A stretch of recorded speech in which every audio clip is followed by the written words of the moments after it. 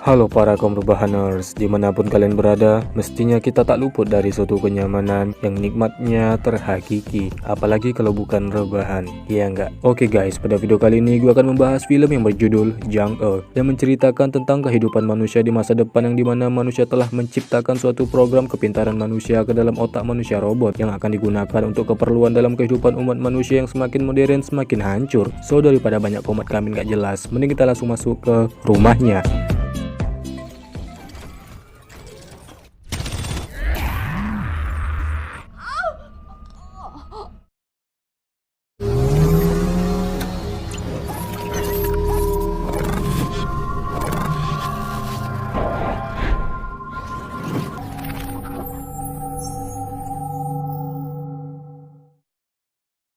Berlatar belakang kehidupan manusia di masa depan yang dimana umat manusia telah membangun tempat penampungan di luar angkasa sebagai tempat tinggal baru mereka. Dikarenakan permukaan daratan yang semakin mengecil disebabkan oleh permukaan laut yang semakin meninggi menutupi wilayah daratan karena suhu iklim yang semakin ekstrim di planet bumi, sehingga sangat tidak mungkin untuk bisa bertahan hidup. Jadi mereka membangun tempat penampungan di antara orbit bumi dan bulan, yang terdiri dari 80 lebih tempat penampungan yang telah dibuat karena banyaknya manusia yang juga pindah ke tempat itu selama beberapa dekade. Namun setelah manusia menetap di sana, pasti selalu saja ada yang suka memberontak sehingga terjadinya peperangan. Ini dikarenakan terdapat 3 tempat penampungan, yaitu penampungan nomor 8, 12, dan 13, yang berarti penampungan senior yang ingin mendeklarasikan diri mereka sebagai Republik Adrian, dan manusia tersisa di bumi hanya bekerja memproduksi amunisi perang untuk mereka yang sedang berperang. Terbangunlah seorang wanita dari pingsannya setelah terjadinya ledakan bom di tempat tersebut. Namun ketika terbangun bukannya minum air putih biar fresh, ia malah disuguhi beberapa mesin robot tempur yang menyerang dirinya, sehingga dengan terpaksa ia menghadapinya terlebih dahulu sebelum meminum segelas air putih.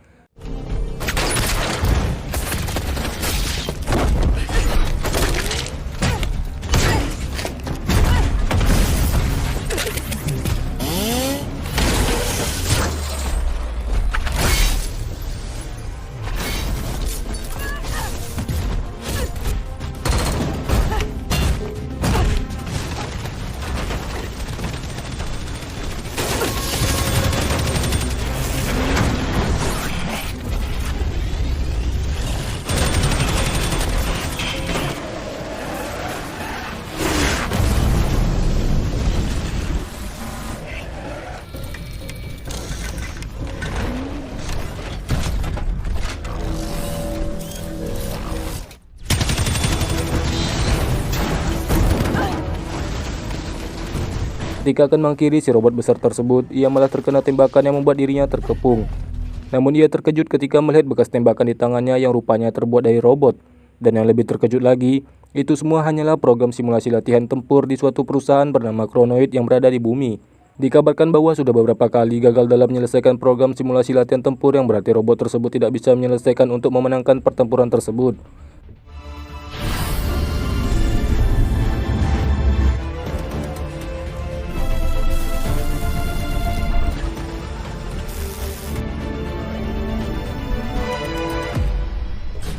Diperkenalkan wanita ini bernama Yun, yang merupakan ketua di dalam perusahaan Kronoid, dan ini Kim Sang-hun yang merupakan direktur lab Kronoid. Dalam mengadakan pertemuan kepada para pemerintahan militer di sana, mereka mempresentasikan proyek yang mereka buat agar pemerintah mau mendukung perusahaannya. Pada tahun 2135 merupakan awal mula terjadinya suhu iklim yang sangat ekstrim di bumi. Itu membuat kondisi bumi semakin berantakan sehingga manusia mencari cara baru agar bisa untuk tetap bertahan hidup. Maka terciptanyalah tempat penampungan di luar angkasa. Namun tak lama dari itu, 3 tempat penampungan yang bertingkah ini yang memulai perang saudara, sehingga dapat mengancam penduduk bumi serta penampung lainnya yang sudah berlangsung selama 40 tahun. Jadi perusahaan Kronoid ini adalah lab yang mengembangkan kecerdasan buatan yang didirikan pada tahun 2130 Masehi. Dalam perang tersebut terdapat prajurit legendaris perang saudara Adrian bernama Kapten Yun Jung-yi, yang memimpin tim 45 pasukan 8, yang sukses menyelesaikan banyak misi dalam memperoleh prestasi luar biasa. Namun pada 35 tahun yang lalu, Kapten Yun gagal dalam menyelesaikan misinya meledakkan pipa bahan bakar shelter B-25 milik Adrian yang membuatnya koma. Sehingga Kronoid dengan meminta persetujuan keluarganya mengerahkan seluruh usaha untuk perawatan Kapten Yun dan membuat data dari replikasi otaknya yang sekarang akan dikembangkan kecerdasan buatan dari otaknya Kapten Yun menjadi komando tempur tercanggih yang dilengkapi dengan keahlian taktis dan tempur. Sehingga program ini mereka namakan Jang-E. Dan rupanya Ketua Yun merupakan anak dari Kapten Yun, makanya namanya sama-sama Yun. Ketua Yun akan menyelesaikan proyek ini agar semangat ibundanya tetap terus hidup. Ia menyalin data dari otaknya Kapten Yun sesuai dengan Kapten Yun lakukan pada misi terakhirnya, namun pada misi tersebut gagal. Sehingga Ketua Yun akan terus melakukan proyek tersebut sampai robot yang sudah direplikasi dari otaknya Kapten Yun telah menyelesaikan di misi terakhirnya dalam sebuah simulasi latihan tempur yang sama persis yang dilakukan oleh Kapten Yun pada misi terakhirnya. Capek. Ketua Yun akan memastikan robot Kapten Yun berhasil melewati simulasinya yang membuat para pemerintah militer akan menyetujuinya jikalau robot Kapten Yun akan berhasil melewati simulasinya. Setelah dari itu, Kapten Yun melakukan wawancara kepada robot 17 yang merupakan robot di awal tadi yang gagal sebelum ia akan menghancurkannya. Terlihat emang robot tersebut seperti mendalami karakter manusia yang bisa merasakan kesakitan yang terhakiki. Namun dikarenakan komunikasi tidak bisa berjalan dengan baik disebabkan robot tersebut hanya teriak kesakitan, Kapten Yun pun segera menghancurkannya.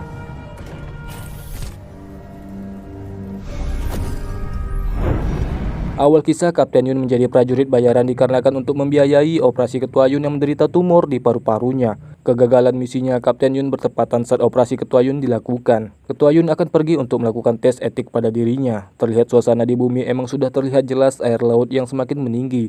Hanya bangunan kokoh yang tinggi pula sebagai tempat mereka bertahan. Flashback pada saat Ketua Yun akan melaksanakan operasi yang di sana ibunya tidak bisa melihat dirinya pada saat operasi dan berpamitan akan pergi melakukan sebuah misi, yaitu misi yang membuat Kapten Yun koma. Setelah melakukan tes etik, rupanya sel kanker yang ada di paru-paru Ketua Yun telah menyebar ke organ lainnya. Melakukan operasi pun sekali lagi pun sangat mustahil. Ketua Yun pun berkata, 어릴 때 수술은 괜히 받았네요. 예, 뭐 그러시죠. "Jir robot rupanya." Lalu ia melihat tubuh ibunya yang sudah koma atau bahkan tidak bangun selama 35 tahun. Gila nggak tuh? Dikatakan hidup tapi ia tidak hidup. Dikatakan mati pun sebenarnya ia belum mati. Dikatakan salah juga tidak benar. Yang penting apapun masalahnya, minumannya teh botol sosro. Dan pada akhirnya replikasi otak nomor 18 pun telah siap. Mereka mencoba untuk memulai dengan menembakkan kakinya. Sebenarnya Ketua Yun gak tega melihat ibunya merintih kesakitan dan dijadikan objek penelitian simulasi latihan yang nantinya akan disebarkan atau dikloning menjadi banyak apabila ia berhasil melewati misi terakhirnya dan dijadikan mesin tempur tercanggih. Setelah dimulai, ia malah dengan mudah dikalahkan.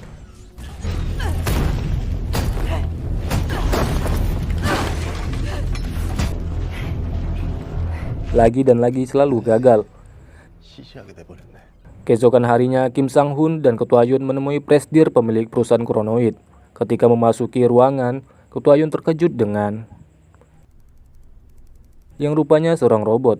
Asem, ketipu lagi kita. Dan ini sesosok penampakan Presidir. Presidir merupakan orang yang merawat Ketua Yun sejak kecil setelah ibunya koma. Namun dalam percakapan mereka berdua, Presidir ingin menghentikan proyek kecerdasan buatan tempur yang mereka buat. Karena Presidir mendengar bahwa perang di penampungan akan segera berakhir, maka senjata tempur jelas sudah tidak akan digunakan lagi. Oleh karena itu, Presidir ingin mengubah kecerdasan buatan tempur menjadi kecerdasan buatan rumah tangga atau pelayan. Jelas membuat Ketua Yun kecewa, karena otak ibunya akan dijadikan pelayan rumah tangga, seperti yang terjadi pada robot Kim Sang-hun yang merupakan replikasi otak dari otaknya Presidir, dan dijadikan sebagai kaki tangannya Presidir. Namun Kim Sang-hun belum mengetahui kalau dirinya adalah robot. 생각이 상황에서 걸어 나오신 거예요? Melanjutkan proyek simulasi latihan tempur mereka, dan ini sudah replikasi otak yang ke-22 namun sama saja tidak ada perubahan sama sekali, yang membuat Kim Sang-hun frustasi dan meluapkan emosinya di ruang wawancara kepada robot tersebut. Walaupun robot, ia tetap merasakan sakit, yang membuat Ketua Yun mematikan fungsi program yang ada pada robot tersebut karena nggak tega melihat ibunya disiksa. Setelah dari itu, Ketua Yun meminta semua bawahannya untuk mengakhiri proyek kecerdasan buatan tempur ini dan mengirimkan semua data kepadanya. Setelah dicek datanya, terdapat satu orang yang belum mengirim datanya dan ketika dihampiri ke ruangannya, Jir, dijadikan bahan senam 5 jari dong. Namun pria tersebut beralasan bahwa ia melakukan itu bukan untuk kepentingan pribadi, tetapi karena diperintah oleh perusahaan pusat untuk meneliti robot tersebut agar dijadikan sebagai produk baru sebagai kecerdasan buatan seksual, anjay. Dengan perasaan terharu nggak tuh? Dengan perasaan sedih, ia keluar memikirkan otak ibunya serta wajah ibunya yang dijadikan berbagai macam produk. Di ruang utama, Kim Sang-hun memberitahukan bahwa besok adalah hari terakhir mereka untuk melakukan uji coba pada program simulasi kecerdasan buatan tempur yang mereka buat. Tetapi mereka mulai membuat kecerdasan buatan yang baru, seperti kecerdasan buatan rumah tangga, pelayan, anak buah, bodyguard, penghibur, penata, karyawan, dan juga dijadikan sebagai bahan Ketika akan menghancurkan replikasi otak yang ke-22, tiba-tiba area di otaknya bergejolak. Kapten Yun curhat dan menanyakan tentang operasi anaknya apakah berjalan dengan baik. Di sini Kapten Yun belum mengetahui kalau dirinya sudah berada di masa depan. Ya, karena replikasi otak yang digunakan tepat pada saat Kapten Yun pergi bertempur meninggalkan anaknya yang sedang menjalani operasi tumor. Yang membuat Ketua Yun nangis bahagia karena kegagalan menyelesaikan misinya Kapten Yun itu terjadi karena Kapten Yun memikirkan tentang operasi anaknya. Ia menghilangkan boneka pemberian anaknya yang membuat dirinya gagal fokus sehingga terkena tembakan dan misi pun gagal.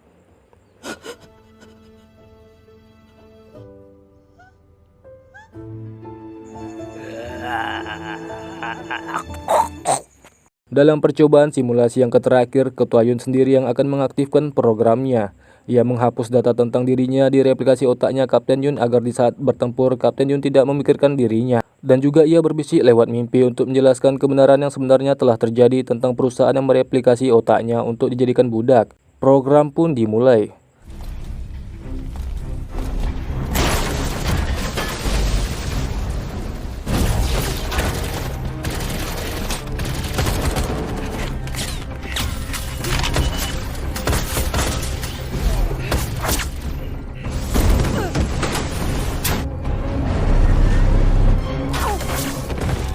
Ya, seperti sebelumnya, simulasi pun berakhir di tempat seperti biasa. 끝. 네, 그동안 다들 수고 많으셨습니다. 만약에 인연이 있으면 또 봬요.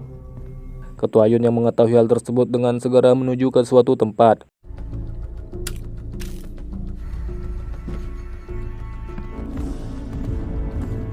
Dan perasaan ada yang janggal, Kim Sang-hun kembali ke ruang kendali untuk melihat rekaman ulang dari simulasi tersebut. Setelah dilihat dengan teliti, tembakan yang biasa mengenai Kapten Yun rupanya tidak mengenai dirinya. Dengan hal tersebut, Kim Sang-hun meminta untuk menghidupkan alarm 경보 peringatan. 올려. Kapten Yun yang sudah bisa mengendalikan diri sendiri karena program yang dibuat sebelumnya oleh Ketua Yun segera menghajar kedua staf di sampingnya. Kim Sang-hun mengaktifkan 3 robot penjaga untuk mengetes kecerdasan tempurnya Kapten Yun. Ketua Yun rupanya memasuki ruang wawancara untuk menghapus semua data yang dimiliki oleh Kapten Yun agar tidak bisa diproduksi lagi. Dan dengan segera ia mencari keberadaan Kapten Yun. Kapten Yun kesasar memasuki ruangan yang dimana banyak kloningan dirinya untuk dijadikan mesin tempur. Namun tiba-tiba 3 robot penjaga telah memasuki ruangan tersebut dan terjadilah baku hantam di sana.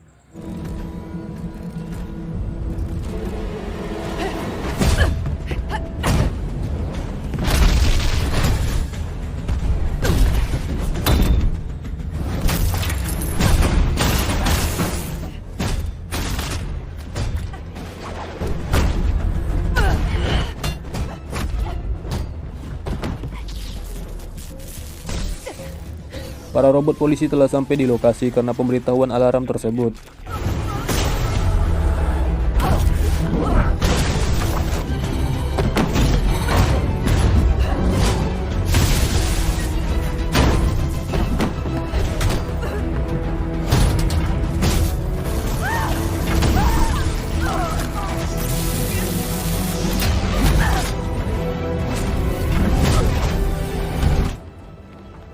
Namun pada akhirnya Kapten Yun dibuat terpojok oleh salah satu robot penjaga, dan alhamdulillahnya Ketua Yun datang terlambat. Ia berhasil menonaktifkan robot penjaga tersebut. 정의 팀장, 내 목소리 기억해요.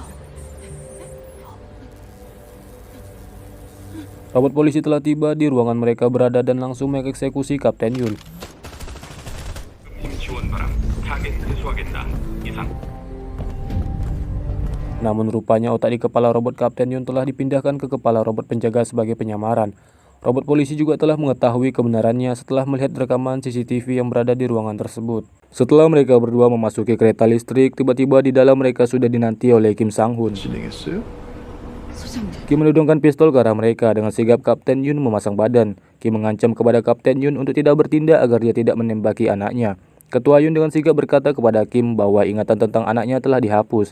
Kapten Yun yang mendengarnya agak ngah dikit. Namun tiba-tiba Kim menembaki Ketua Yun dan dengan segera Kapten Yun melawannya.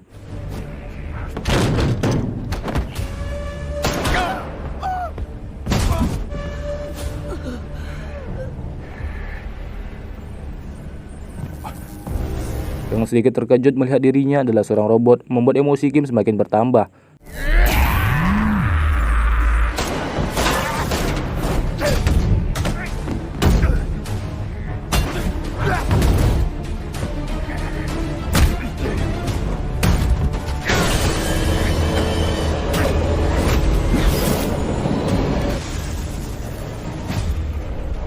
Namun tiba-tiba polisi datang menembaki kereta mereka. Mendeteksi bahwa ada warga sipil di dalam, robot polisi tersebut segera menempati kereta mereka agar tidak membahayakan warga sipil, dan pertarungan masih berlanjut.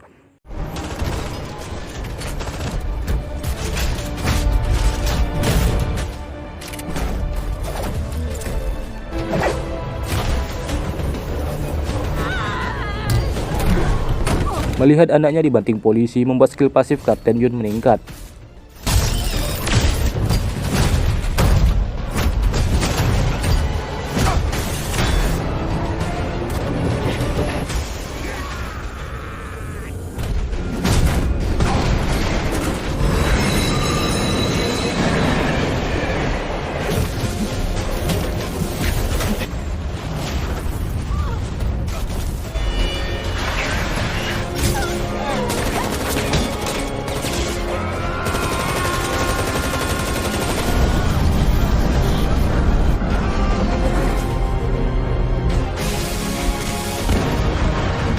Dan pada akhirnya Kim Tepar terjatuh dari langit hingga meledak.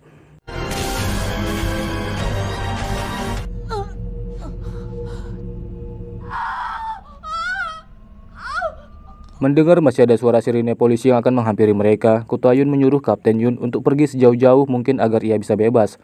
Tapi sebelum itu Kapten Yun memeluk Ketua Yun dan mengeluskan kepalanya sama seperti pada di masa kecilnya Ketua Yun.